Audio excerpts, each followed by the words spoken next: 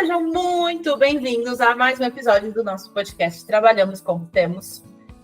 Todo mundo aqui já sabe que a gente trabalha com o que a gente tem, ainda que o que a gente tenha seja nada, a gente trabalha com nada também, porque nós estamos aqui para trabalhar com o que a gente tem. Essa é a real, tá? Mais uma vez, eu adoro frisar quando eu posso, que esse bordão, ele vem de um amigo meu. Então, um amigo que ele convive comigo até hoje, que eu amo muito ele, inclusive, Júlio, um beijo. Uma vez ele soltou essa frase para mim, ele estava de mudança na casa dele, e ele falou assim: Juliana, aqui TCQT, vamos lá, trabalhamos com o que temos. Eu, caraca, que frase legal. E eu guardei, e eu uso hoje com os meus pacientes. Então não tem um paciente meu que não tenha ouvido essa frase ainda, trabalhamos com o que temos, porque a gente precisa trabalhar com o que a gente tem, sempre. E hoje a gente vai ter uma conversa aqui para a gente saber literalmente trabalhar com o que a gente tem, só que com palavras difíceis, que é a resiliência, né? Então, o que é essa tal da resiliência que todo mundo fala? E a gente vai falar dela a partir de uma visão neurocientífica e de uma visão psicológica. E, obviamente, com aquele dedinho de fofoca da minha vida, que eu sei que vocês vêm aqui só para saber da fofoca da minha vida mesmo, né? Então, é um ponto importante. Aí, a resiliência, ela nada mais é do que o trabalhar com o que você tem. Então, combina super com o nome do podcast. E para falar sobre isso hoje, a gente vai aprender também aí um pouquinho, vamos ouvir sobre treinamento das dificuldades do nosso cérebro. Será que resiliência pode ser treinada ou não? Para responder essas perguntas e para a gente lidar com isso, eu trouxe uma psicóloga que também faz parte da minha clínica, que eu amo, não só a clínica, mas as psicólogas. Gente, elas são maravilhosas, sabe? Enfim, vocês já viram, né? Vocês já ouviram, elas são incríveis. Hoje quem está aqui comigo é a Helena. Eu não sei falar seu sobrenome e eu vou pedir para você falar seu sobrenome, porque eu não sou obrigada. Ai, gente, eu não sei qual é do sobrenome dela, tá? Me ajuda aqui, Helena. Oi, gente. Eu sou Helena Rastenreiter. Às vezes Rastenreiter, você decide aí, fica a seu critério, tá? É Helena Rastenreiter ou? Rastenreiter. O Rastenreiter é o mais correto, mas enfim. É alemão. É alemão, caramba! Só o nome mesmo, porque o resto eu sou Brasil mesmo. Brasileiríssima. Brasileiríssima. Olha aqui, cabelo. Menina, que sobrenome diferente. Eu preciso dizer que não coube no site da clínica. Aí eu tive que dar uma abreviada. Tudo bem, Ju, tudo bem. Bom, sou psicóloga clínica. Trabalho com o público adulto ali na maior parte das vezes, e trabalho também sobre a teoria cognitivo-comportamental, né? Sou da TCC também, como a Juliana. Estamos juntos aqui. Estou muito feliz de estar aqui, muito obrigada pelo convite. Eu agradeço por você ter disponibilizado um pedacinho do seu tempo para falar sobre o nosso trabalhamos com o que temos de uma maneira mais científica, mais estruturada, né? Hoje a gente está super no tema, né? Não tá? 100%. Menina, me conta. Resiliência é uma palavra que tá na moda. Não, você precisa ser mais resiliente. Não, mas olha, resiliência tá super na moda. As pessoas falam super. O que é resiliência, gata? Me ajuda. No senso comum ali, a gente tem muita essa ideia, né? De que uma pessoa resiliente é uma pessoa sempre muito positiva, que tem que estar sempre com um pensamento super vai dar tudo certo. E calma, não é bem assim, né? A resiliência é uma forma mais adaptativa da gente lidar com problemas e traumas e coisas difíceis da vida, né? Então, por exemplo, uma pessoa passa por um trauma... Ai, minha gatinha tá passando aqui, gente, desculpa. Ótimo, deixa ela... As minhas não estão aqui hoje, senão ela tava sentada ali julgando todo mundo. É desse jeito. Uma pessoa que passa por um trauma X, de, sei lá, perda de um ente querido da família. Essa pessoa ela precisa ali buscar meios mais adaptativos de viver essa experiência, né?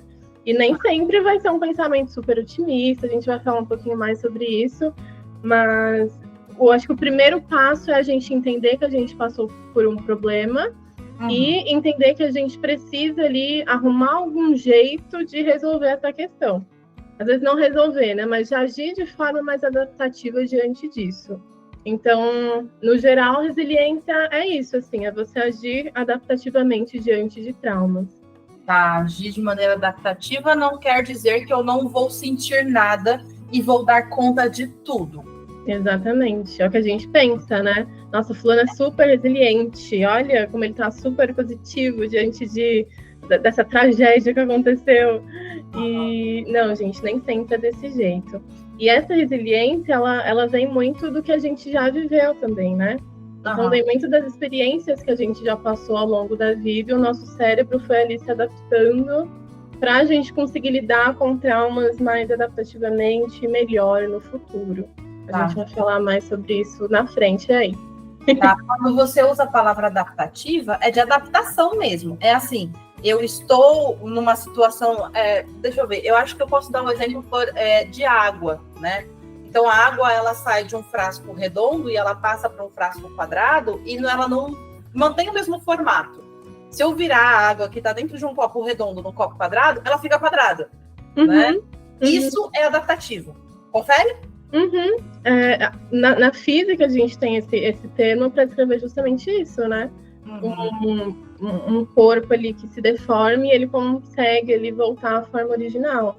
Nem sempre ele vai voltar da mesma forma, né? Exatamente ali do jeito que era. Mas ele se molda, ele é flexível ali para conseguir retornar, né? Acho que essa é a palavra, flexibilidade. O que eu ia comentar agora, você trouxe um ponto-chave ali para a gente falar de resiliência, que é flexibilidade. Elas, inclusive, são tratadas como sinônimos, né?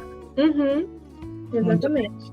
A gente nasce resiliente, Helena? Ou a gente aprende a ser resiliente? Como é que Essa é a parte legal, né? Essa é a parte gostosa. Você tá dizendo, eu tô acreditando. Vai, bora. Porque ninguém nasce resiliente, Ju. A gente tem muita essa ideia também que merda. Comum, né? Que mais do que eu acreditei minha vida inteira que eu não fosse resiliente. Aí eu descobri que não, calma, a gente vai aprender a fazer isso. Olha só, experiências da própria, tá vendo? Não é só a minha vida que é interessante. Tá vendo? Mas não, a gente aprende a ser resiliente, né? O nosso cérebro, ele consegue aprender. Aí a gente traz a palavrinha neuroplasticidade, é a palavrinha legal ali. Que justamente traz essa ideia de que o nosso cérebro ele é adaptável. A gente vai moldando ele, a gente vai fortalecendo o nosso cérebro diante dessas experiências.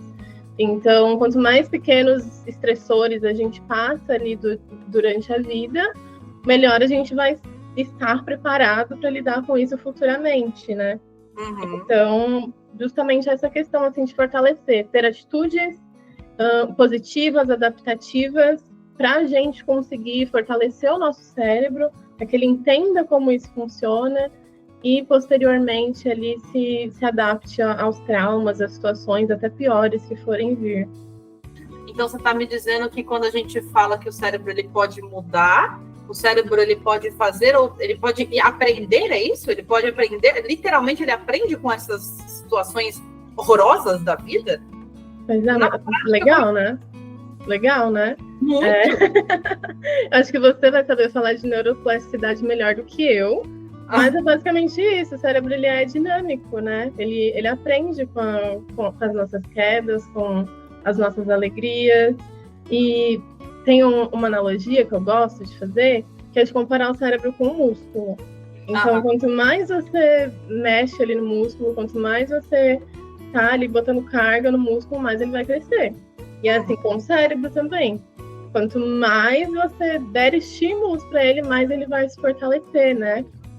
E aí você pode falar um pouquinho mais sobre essa neuroplasticidade, como que isso funciona aí na neuropsico? Olha, quando a gente fala de neuroplasticidade de maneira geral, a gente está falando basicamente das conexões neuronais que a gente tem. Então a gente sabe, que já falei isso aqui 1 bilhão de vezes em outros episódios também, que o nosso cérebro ele é um conjunto de neurônios que vão se comunicando entre si. A neuroplasticidade nada mais é do que a gente ter uma nova comunicação, então o neurônio sempre ia por aqui, do nada a gente ensina ele que por ali é um bom caminho. E ele aprendendo que por aqui é um bom caminho, ele começa a seguir por aqui, né? Então ele vai ter mudanças dessas comunicações. Aí olha que interessante, se eu sempre reajo a uma situação estressora, que a situação estressora é a catástrofe, né? Se eu sempre reajo a situação estressora da mesma forma, eu vou fortalecer essa comunicação que a gente teve aqui na primeira vez, né? Então, o que eu preciso? Eu preciso mudar a minha forma de reagir para que eu possa ensinar um novo caminho para o meu cérebro e ele saber que esse caminho também é novo. Uhum. E isso, basicamente, é a neuroplasticidade. Ela funciona dessa forma. Uhum. E tem uma questão também de cortisol, toda essa questão hormonal também, né? Que rola ali no cérebro durante esse processo, assim, que ele vai aprendendo a quando liberar tal coisa ou não. Então o que a gente tem ali, por exemplo? A gente tem não só o cortisol, mas a gente tem outros neurotransmissores e eles são altamente estimulantes para o nosso cérebro, para que a gente fique atento e para que aí funcione a amígdala. Se você não sabe o que é a amígdala, volte 5 casas e vai ouvir o podcast sobre ansiedade, porque lá a gente dá uma puta aula sobre o que é a amígdala. Então, a nossa amígdala ela fica ativada, e quando ela fica ativada, a gente tem ali uma alta de dopamina, a gente tem uma alta de noradrenalina, tem uma alta de cortisol, o que faz com que o nosso cérebro haja de uma maneira específica, né? Qual que é o problema? É que nem sempre essa maneira ela é saudável, né? Então, o que eu preciso? Eu preciso, diante de uma situação, agir de uma outra forma, para o meu cérebro perceber que está tudo bem, que está tudo seguro, e aí eu vou conseguir mostrar para ele que tem outras formas de agir, né? Uhum. E aí a gente pode criar novas conexões e treinar essas respostas mais saudáveis no nosso cérebro. A gente tem um episódio aqui, Helena, que fala sobre mindfulness, ele saiu tem umas semanas, né? E segundo a Universidade de Harvard, o mindfulness é uma das práticas que mais fortalecem as conexões do córtex pré-frontal. Isso faz com que a gente tenha mais resiliência, porque a gente vai pensar com o córtex pré-frontal e não com o nosso cérebro primitivo, que é a amígdala lá atrás, que vai agir pelo impulso, sabe? Uhum. Então, mais uma vez, volte 3 casas agora, né? Em vez de voltar 5 casas para o de ansiedade, volte 3 casas para o de mindfulness. E você vai descobrir como é que faz e tudo. Isso serve para criar novas conexões na nossa parte pensante do cérebro, a parte que planeja, que é o córtex pré-frontal, essa parte aqui da frente, né? Que é a parte que manda em tudo. E é ela que faz a gente ser resiliente, porque a parte mais primitiva faz a gente agir de uma maneira totalmente primitiva. Né? Então você vai para cima mesmo, você vai se estressar, você vai... Agora, quando o seu córtex pré-frontal está fortalecido, você consegue pensar antes de agir, que é uma coisa bem interessante. E isso é resiliência também, né? Pensar antes de agir. Uhum. É tão gostoso, né? A gente ficar ali na nossa zona de conforto, fazendo tudo que a gente já fez tudo errado. Só que, pra quê, né? Isso vai te ajudar em quê, futuramente? Isso vai te tornar uma pessoa mais resiliente? Isso vai te fazer uma pessoa mais forte diante de traumas ali que acontecerem na sua vida? Por isso é importante a gente ter esse pensamento sempre ativo, né? Essa questão de tentar mudar, por mais que seja difícil. Exatamente, né? A tentativa de mudança ela é importante. Tá, beleza. Então vamos lá. O que a gente pode fazer no dia a dia para a gente fortalecer a resiliência, para a gente ser mais resiliente, para a gente trabalhar e criar novas conexões, né? Em ter uma neuroplasticidade cerebral. Eu acho que a primeira coisa, assim, Ju, que eu sempre faço, assim, em todos os meus atendimentos também, é buscar os valores dessa pessoa, né? Então, quais são os seus valores? O que é importante para você? Porque não faz sentido, né? Você tentar ali, ficar ali numa coisa que não faz sentido, que você não tem um propósito, você não tem nenhum valor importante. Então, tentar achar essa coisa importante para você, eu acho que é o primeiro passo, assim. Sim. Todos da vida. Depois você pode aceitar a realidade. Você precisa aceitar que isso está acontecendo, caso você esteja passando por um trauma ou por alguma dificuldade aí na vida. Então, entendi quais são os meus valores, eu quero lutar por esses valores na minha vida. E ok, isso aconteceu. E o que eu posso fazer diante disso? Aí entra o terceiro passo, né, que é a reavaliação cognitiva ali. Então, geralmente nesses casos a gente tem muita catastrofização, né? Da pessoa ali pensando que, nossa, minha vida acabou, não tem mais jeito, putz, nada mais vai dar certo. E será que nada mais vai dar certo mesmo? Será? Que evidências que você tem de que isso nunca mais vai dar certo, de que sua vida acabou? Que evidências contra você tem também contra esse pensamento? Então, questionar os seus pensamentos mesmo e ver se eles são reais. Se são pensamentos que fazem sentido ou se você está só naquele loop ali de nossa, minha vida não faz sentido, nada mais vai dar certo. Então, questionar o seu pensamento é outro passo muito importante. Outra coisa, apoio social. Porque ninguém passa por esses momentos sozinhos, né? Tá, você pode passar, mas aí tudo bem, você é um super-homem aí. No geral, as pessoas precisam de outras pessoas, né? Não são seres sociais. Então, você cultivar ali pessoas importantes para você, pessoas que estejam disponíveis para te ajudar é outra coisa importante. Mindfulness também, que você já falou, seria também outra atitude ali adaptativa diante disso, que já teve episódio com a Dai, ou com a Dei. Então vamos lá assistir também. E outra coisa importante também é a prática da gratidão, que é uma coisa meio coach, que a gente pensa que é meio, putz, será que isso funciona mesmo? Ai, balela. Mas não, gente, funciona. E também vai muito nessa questão dos valores também, né? Você ver quais coisas ali você é grato, te ajuda também a identificar o que é importante para você. Então, colocar num caderninho coisas que são importantes para mim, coisas que eu sou grato, coisas que eu fui grata hoje. Ou até fazer uma caixinha mesmo, assim, sabe? Com itens que você é grato, de momentos que você passou. Acho que esse conjunto de coisas provavelmente vai dar aquela ativação no cérebro ali e você vai conseguir pensar mais adaptativamente. Eu amei um conjunto de coisas. Agora eu quero que você pegue esse conjunto de coisas e aplique na história que eu vou te comparar. Ai, meu Deus, qual será que é a história? Fofoca, bora. É o seguinte, Helena.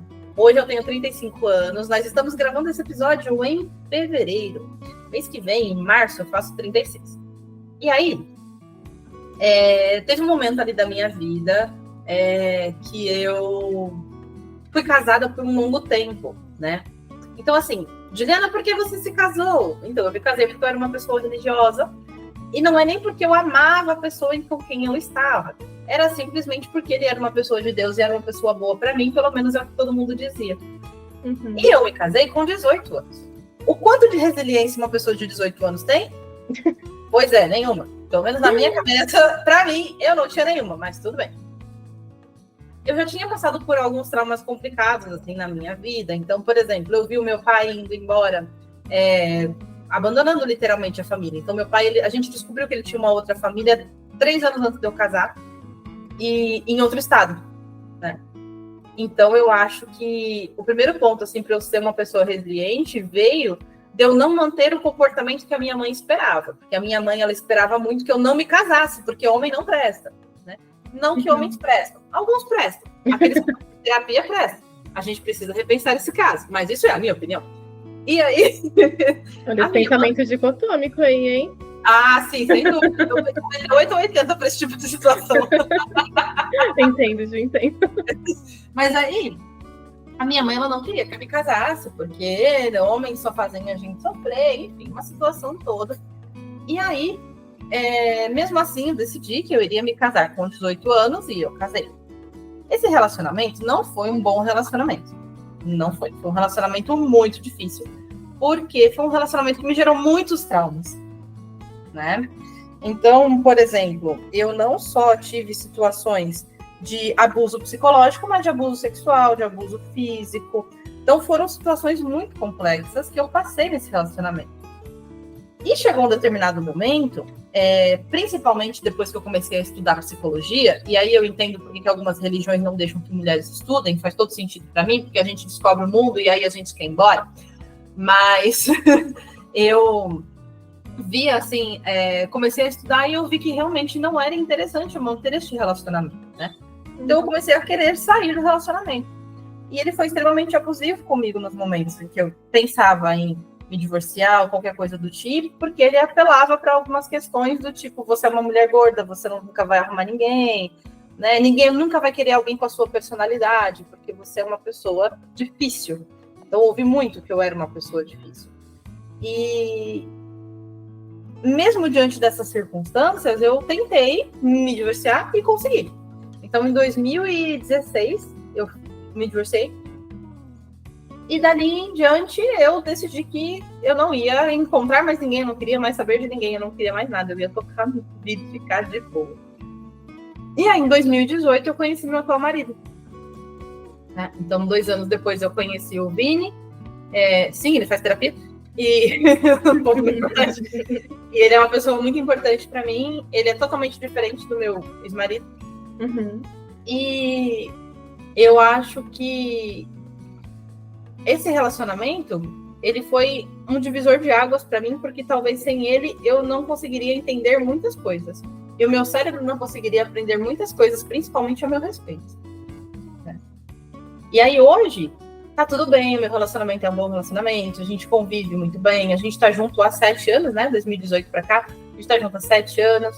E ele é um cara muito legal. Só que assim, muitas vezes eu passei pela questão que você falou, de que eu nunca ia conseguir sair do relacionamento que eu estava, né? Principalmente quando ele falava para mim que eu era uma pessoa difícil. Então ele estava fortalecendo algumas conexões para mim, que eram conexões horríveis que a minha família já fortalecia. Porque as mulheres da família são todas difíceis, ninguém quer ficar com ninguém da família, né? Tanto que as minhas primas, por exemplo, elas demoraram muito para poder começar a namorar, porque elas ouviam isso o tempo inteiro. Então, eu consegui reestruturar algumas coisas, mas não foi fácil. O que eu sei que eu consegui colocar em prática nesse período e que eu não tinha parado para pensar, e você me fez parar para pensar agora, é que para eu sair desse relacionamento, para eu ter assim uma certa resiliência comigo, eu precisei muito de autocompaixão e o apoio social foi essencial. Então, se eu não tivesse o apoio das pessoas que estavam do meu lado, falando para mim que realmente ele não era uma boa pessoa para mim, que tinha alguma coisa de errado, talvez eu ainda estaria lá, né? E a reavaliação cognitiva que você falou. Então, mudar a forma que eu interpretava as coisas, né? Então, eu lembro como se fosse hoje. Ele falando assim para mim, você não pode usar esse tipo de roupa porque homens vão olhar para você. E eu não quero isso. E eu comecei a pensar que talvez isso fosse uma interpretação dele, porque ele fala para mim que homem nenhum vai olhar para mim porque eu sou gorda e agora ele está se preocupando com a minha roupa. Então eu fiz uma reavaliação cognitiva da situação e acabou virando virou um outro ponto também, de eu parar para pensar que talvez ele estivesse manipulando a situação. Por gentileza. Onde você enxerga resiliência nisso tudo, nesse mundaréu de coisas que aconteceram na minha vida com esse relacionamento de 9 anos? Ju, em todas as partes, né? É engraçado, assim, né? Porque a gente precisa passar por momentos difíceis pra gente aprender. Essa eu acho que é a maior loucura da vida, assim, né? De que a gente tem que sofrer pra aprender mesmo. É triste falar isso, mas é verdade. Eu tenho certeza que hoje você passa muito melhor pelas dificuldades do que você passava lá anos atrás, né? Quando você ainda estava casada com ele, quando você não tinha feito todas essas questões aí de aceitar que você estava passando por um momento difícil, de Sim. se acolher, de acolher ali o seu sentimento também, que você sentia que já não era para você, de buscar os seus valores. Então, passar por todo esse processo, eu tenho certeza que foi muito importante para você ser quem você é hoje, né, inclusive. Sem dúvida, né? E, assim, uma coisa que eu acho legal a gente trazer é que, assim, existem pessoas que já passaram por muita coisa, mas acham que não conseguem mudar. Isso acontece porque a gente demora para ter uma neuroplasticidade, a gente demora semanas ou meses para consolidar uma nova estrutura dentro do nosso cérebro, né? Uhum. Então, quando eu ouço de algumas pessoas falando assim para mim, Ju, mas você aguentou isso por 9 anos? Uhum. E o processo é difícil, né? Muito. A gente tende a achar que a pessoa nasce resiliente aí, e para ela é tudo muito tranquilo, muito fácil, passar por traumas é muito de boa, mas a gente não sabe o histórico dessa pessoa, né? A gente não sabe o que ela já passou e as dores que ela já teve também ao longo da vida para chegar onde ela está hoje. Então, é muito de olhar o histórico, assim, e de entender que vai doer, que vai ser sofrido mesmo. Mas o seu cérebro aprende, né? Tem a neuroplasticidade aí. E quanto mais ele aprender, mais fácil vai ser, né? Sim. E aí os próximos acabam ficando mais tranquilos. É justamente por isso que a gente, quando olha para a situação depois de mais velho, né, a gente enxerga e fala, nossa, eu teria feito tudo diferente. Claro que eu teria feito tudo diferente. Hoje as conexões são outras, né? O cérebro funciona de outro jeito, né, meu bem?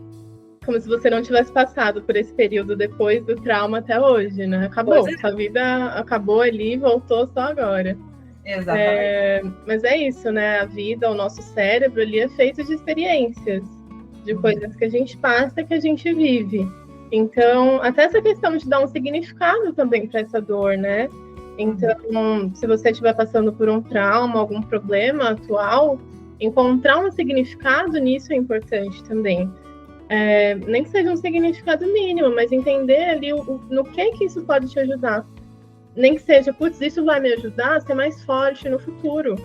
Pronto, sim. Já é um puta significado, né? Muito importante para a vida. Sim. E lembrar que as coisas levam tempo, né, cara? Não é da noite pro dia que a gente consegue ser mais resiliente, ou seja, que a gente consegue ter ali, né, uma base de vida, pensar diferente. Pensar diferente leva tempo, né? E o tempo, ele é a maior commodity que nós temos hoje. A gente precisa valorizar o tempo e entender que é no tempo dele. Hoje o tempo tá tão caro, né? Vamos... Muito! Vamos dar uma light aí para esse tempo também, porque, nossa... Perfeito, cara. Nossa, eu adorei a conversa, Helena. Eu adorei entender um pouco mais, assim, ver um pouco mais, né? Porque todas as vezes que eu trago uma de vocês aqui, a gente para conversar, e eu trago uma história da minha vida, eu percebo coisas que eu não tinha percebido naquela época, ou que eu não percebi até hoje, né? E aí, assim, conversando com você hoje, eu consegui entender que a prática o apoio social, ele é extremamente importante. Porque se eu não tivesse ali uma rede de apoios, amigos, eu não ia ter uma redução de cortisol, uma redução do hormônio do estresse, porque para mim eu ia estar errado o tempo inteiro, né? E como a gente é capaz de reavaliar, né, cognitivamente, e, reavaliar cognitivamente o nosso córtex pré-frontal em alta ali, trabalhando, a amígdala está em silêncio quando a gente faz isso. Então, são situações muito importantes para a gente e que vão fortalecer a resiliência. Gente, eu adorei. É muito bom, assim, poder conversar com vocês. E, assim, saber que o cérebro da gente pode se adaptar e que a gente pode treinar isso é muito motivador, né? Faz a gente se sentir super bem. Pelo menos eu acho. O que você acha? Eu acho que todo mundo pode ser resiliente. Não entra nessa pira aí de que a gente nasce resiliente, porque isso não existe. A gente treina a resiliência, né? E é isso, vai demorar, vai ser doloroso na maioria das vezes, mas compensa, vale a pena no final, né? Quando a gente vê os resultados e a gente vai vendo mesmo que a gente está mais fortalecido e preparado para a pancada ali quando ela vier. Última coisa, assim, que eu quero te pedir, Helena, me fala uma coisa prática e fácil que a gente pode fazer, assim, hoje, para começar a trabalhar nossa resiliência, para a gente ter uma neuroplasticidade em alta. O que a gente pode começar hoje para fazer? Tá. Eu gosto do caderninho. Eu acho que é fácil, é simples, não precisa ficar pensando ali 1 milhão de coisas. Você pega um caderninho que você tem aí na sua casa, que está largado, que não usa mais, e coloca coisas que você é grato. Muito bem. E assim, essas coisas que você é grato pode ser, por exemplo, precisa ser uma coisa grande, uma coisa pequena. Me dá exemplos de coisas pelas quais eu sou grata. Cara, eu sou grata pelo pôr do sol. Todo mundo tem acesso ao pôr do sol. E olha que ela mora numa cidade, gente. Pois é, eu acho que se você olha assim na janela, você já tem o pôr do sol. Então, algo simples, não precisa ser nada muito mirabolante. Colocar valores também eu acho legal. Então, colocar por que eu quero passar por isso? Por que eu preciso passar por esse momento? Muito legal também escrever ali mesmo as coisas que são importantes para você. Porque acho que é o que vai te dar ânimo, né, para passar por isso. Que vai te dar força ali mesmo para segurar esses estresses que você vai passar para chegar até esses valores. Então, eu gosto bastante Posso colocar no meu caderninho que eu sou grata pelo miadinho de neném do meu gato adulto? Eu acho que esse é todo mundo, Ju. Esse é o mais importante, na verdade. Esse seria o primeiro que eu colocaria.